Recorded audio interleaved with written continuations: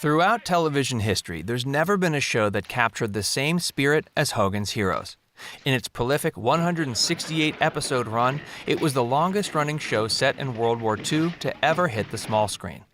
Created by Bernard Fein and Albert S. Ruddy, it followed the story of an Allied group of prisoners who were running a special operations group all the while under Nazi lock and key. Each week, they would attempt to escape Nazi custody and would fail in some kind of humorous way.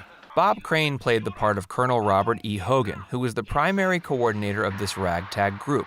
Weiner Klemperer played the easily fooled commandant of the encampment, Wilhelm Klink. John Banner starred as the endearing yet buffoonish Sergeant Hans Schultz. The show ran for over 5 years, starting in 1965, and through the course of its seasons, it was honored with 12 Emmy nominations. Werner Klemperer would win 2 for his part of Colonel Klink. As acclaimed and beloved as Hogan's Heroes was, there are probably quite a few shocking things you didn't know about it. Today, we're going to take a look at these little-known secrets. Make sure you stick around until the end of the video to find out how this show was changed before it finally aired in Germany. Facts First presents Hogan's Heroes Set Secrets, 12 Things You Didn't Know. Make sure to like this video and subscribe to our channel. By tapping on the bell icon, you can turn notifications on so you never have to miss another one of our videos again. So let's get down to business and start uncovering some of the little-known facts about Hogan's Heroes that are going to change the way you look at the show forever. Originally, the show was set in an American prison. Despite never making it past the pilot stage, NBC had developed a show entitled Campo 44 with a premise very similar to Hogan's Heroes. The main difference was that their show would be set in an Italian prisoner of war camp and not a German one. Meanwhile, Albert Ruddy and Bernard Fein were working on a show concept of their own, but their situational comedy would take place in an American prison. When they learned of Campo 44's premise, they would quickly get to work adapting their show to incorporate competitive elements. It apparently only took Ruddy a single day to rework his entire pitch for the German WW2 setting. But that shouldn't come as a surprise. Ruddy is, after all, the genius mind behind The Godfather and $1 Million Baby. Richard Dawson had fully intended for his character to have a thick Liverpool accent. Corporal Peter Newkirk, played by Richard Dawson, had a different vision of his character than Ruddy had. Initially, Dawson would audition for the lead role of Hogan, but unfortunately, his American accent was rather atrocious. As a consolation prize, he got to play the Colonel. He really wanted to do a strong Liverpool accent, but no one else on the production team would support the idea. He was told no one would be able to understand him, so he scrapped the accent for a Cockney one. The joke was on the producers who doubted him. The British invasion would bring the likes of a certain John, Paul, Ringo, and George to the world stage, and suddenly everyone would be obsessed with the Liverpool dialect. Dawson no doubt scoffed, "I told you so," to the producers. There was at one point going to be an underground steam room in Stalag 13. Although the prison camp that the show would be set in was based upon a real location in Hammelburg, Germany, in real life the camp was far less intricate. The show depicts it as having a web of tunnels and hidden doors and was decked out with all sorts of amenities. The real camp would be cold, stone, drab, and morbid.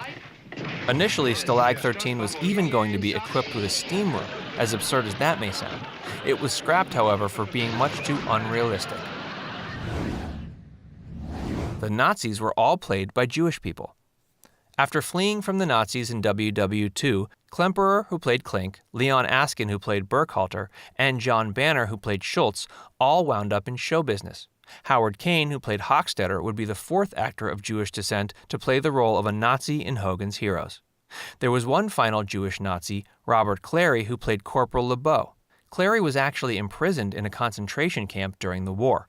He cited his experiences, as horrific as they may have been, as a basis for his ability to tap into his role.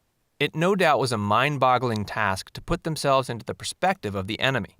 When a group of people wants to eradicate your ethnic group and culture, they don't typically become the ones you want to imitate. However, every actor on the show delivered powerful performances regardless of the sensitive subject material. The show had an awful catchphrase.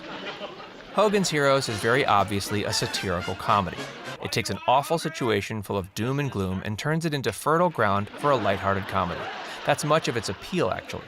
Some wouldn't look too fondly on the show's premise, and this less than affirming sentiment would be further enforced by a slogan that was used for the show that seemed that war was in some shape or form fun. The phrase in question came from an interview between Bob Crane and a reporter for the Sunday Times, which was published on September 19, 1965. In the interview, Crane was attempting to describe the premise of the show to Freeberg, but he decided to continually make wisecracks throughout the discussion. Freeberg would say at one point, "Shall we say, if you liked World War II, you'll love Hogan's Heroes?"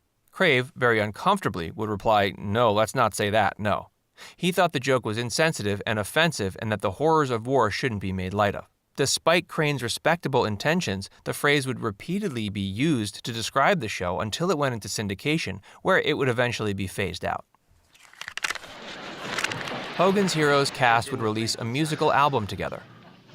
The show's success meant that efforts would be made to capitalize on its mass appeal, because why not squeeze every last penny out of something when you can? Clary, Dawson, Larry Hovis, and Ivan Dixon, all the supporting roles, would come together to do a musical album with themselves singing famed songs from World War II. In addition to possibly being one of the strangest albums in history, it had really disturbing liner notes. On the back reads the cringe-worthy words, "Would you believe World War II was funny?" Just a little side note, if you come across this album, make sure you pick it up. It's worth quite a bit these days. The theme music had lyrics. The marchy and insistent instrumental theme music, which opened and concluded each episode, actually had lyrics. On the aforementioned album, Hogan's Heroes Sing the Best of World War II, the lyrics are sung as, "Heroes, heroes, husky men of war, sons of all the heroes of the war before. We're all heroes up to our eros. You ask the questions, we make suggestions, that's what we're heroes for." They go on for another 3 verses, but you get the gist. The car used in the show was one of a very limited run.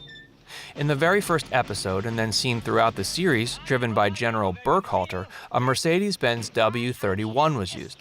This 3-axle vehicle could be taken off-road, but was generally used by Nazi higher-ups at parades and events to flaunt their social status. It was a wildly expensive vehicle to produce, so only 57 were ever made. It was also available in only one color scheme, black and gray. Of the few that were produced, only 3 survived to this day. One went to a Spanish royal family, the other was converted into a fire truck, and the last one ended up on Hollywood, which is exactly how it got on Hogan's Heroes. KLINK was a classically trained musician. Even though in the show it would become a recurring joke that KLINK was awful at the violin, in reality, Werner Klemperer was a classically trained musician with quite a bit of talent. This makes a lot of sense, seeing that his father was Otto Klemperer, who would be described as the last of the few really great conductors of his generation. The fact that KLINK was actually such an accomplished musician from such talented lineage made the running gag all the more humorous. The set would literally be blown up. In the Nazi exploitation flick Ilsa, She-Wolf of the SS, the set of Hogan's Heroes would be blown to smithereens for the film's fateful final scene. The production team wouldn't protest this fate as it would save them money on demolition costs. When Ilsa was released in 1975, it was met with considerable controversy. Although it was a trashy B film and was panned by critics at the time, it has garnered somewhat of a cult following over time for fans of grindhouse-style exploitation flicks. It features lovely themes such as torture, castration, human experimentation, and gratuitous violence. In addition, it was packed full of risque sexuality and near nudity. We wonder what Hogan would have thought about all this. The cast would all star in a movie together in 1968. In the film The Wicked Dreams of Paula Schultz, Crane, Banner, Askin, and Klemperer would all co-star with each other in a film about a pole vaulter from East Germany that decides she would rather defect and vault over the Berlin Wall into West Germany rather than play in the Olympics. Crane plays a black market smuggler who keeps her safe until he sells her out back to the East. He then realizes he's made an awful mistake and disguises himself as a female athlete to go find her and get her back. Here's another random piece of trivia for your useless knowledge folder. Quentin Tarantino pays a little homage to this film in his movie Kill Bill Volume 2. When Uma Thurman is buried alive, her gravestone reads Paula Schultz. The show wouldn't be aired in Germany until after the fall of the wall in 1992. Despite taking place in Germany, it was deemed too controversial to air there until after the fall of the Berlin Wall in 1991. Even though it took over 25 years to get to German television, the show would see changes for the differing market. Right off the bat, all the Nazi characters were reworked to be even more asinine, and KLINK was given a very special girlfriend that we hear but never see. She would go by the silly name Kalinka. One of the most interesting facts about this German reworking of the show was the title. It translated to Barbed Wire and Heel, but was later renamed to A Cage Full of Heroes. The show never quite saw the same popularity that it would in the States and Western Europe. Maybe it was just too soon. Well, that wraps up our revealing look at Hogan's Heroes. Now we'd like to hear from you. Who was Hogan's Heroes' standout character? Do you resonate with Bob Crane as Robert Hogan, or are you more of a Colonel Klink kind of person? Let us know what you think in the comments section below. And as always, make sure you subscribe to Facts First for more videos.